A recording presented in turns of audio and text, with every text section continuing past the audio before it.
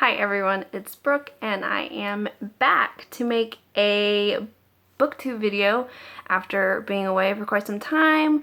I will go ahead and apologize if this is just really out of practice, because it is, and I'm not going to apologize for being straight out of the shower because this is my channel and that's how I do things here. So the book that I'm going to review today is the first book I read in 2017. It started off my year in the best way possible with some really good educational, well-written nonfiction about a topic that is incredibly important to, in particular, Mexico and U.S. politics, especially now.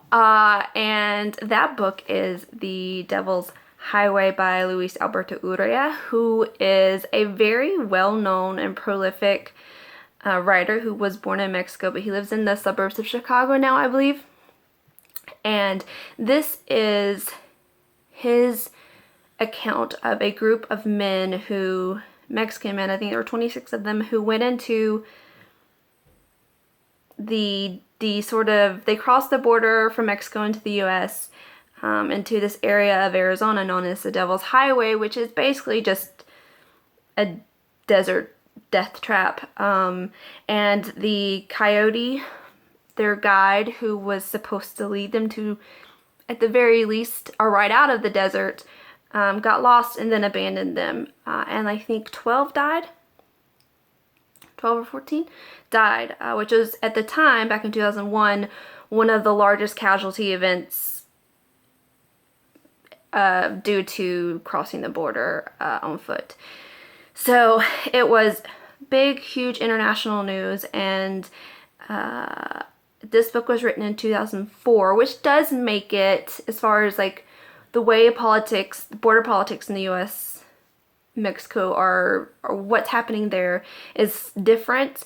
He does in this edition include an update in 2014, which a lot of undocumented immigration into the U.S. is these days is pretty much due to overstayed visas. There's not a whole lot of crossing, physically crossing the border, because there's so much border patrol. There's so much fence. I mean, the fence between like San Diego and Tijuana goes all the way out into the ocean. It's been $4 billion a year watching that border. So it's most of the violence and murder and death that happens there now has to do with drug trafficking.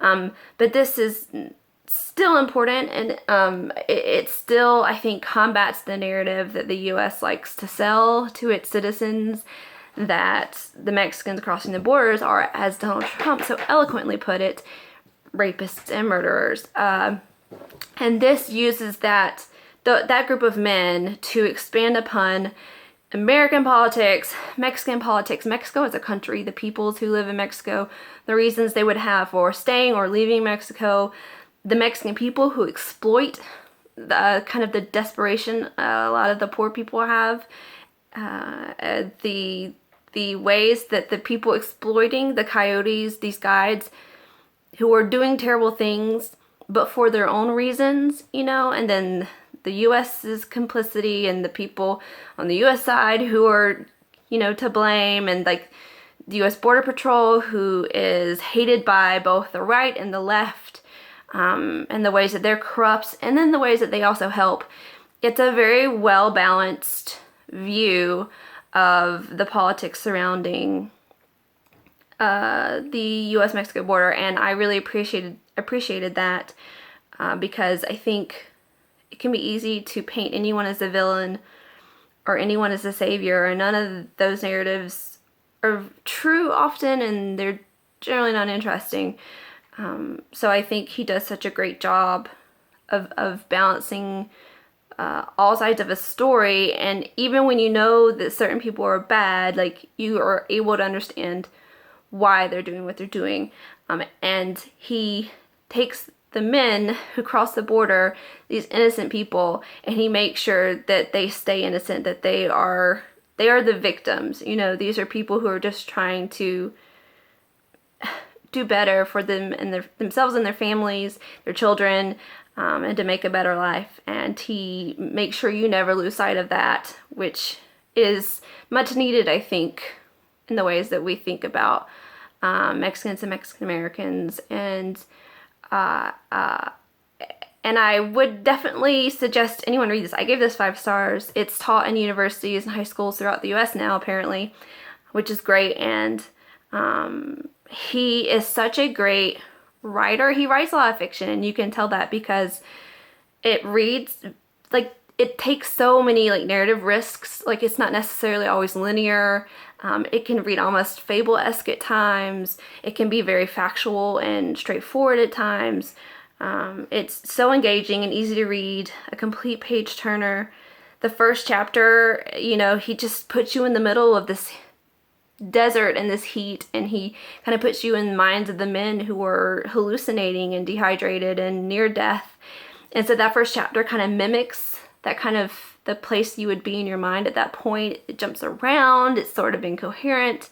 It's really playing with that, and I think that's what a fiction writer brings to nonfiction, you know, just that kind of a little riskier in their storytelling abilities.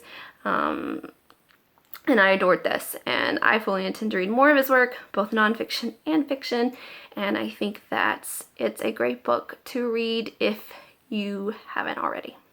That's all for today.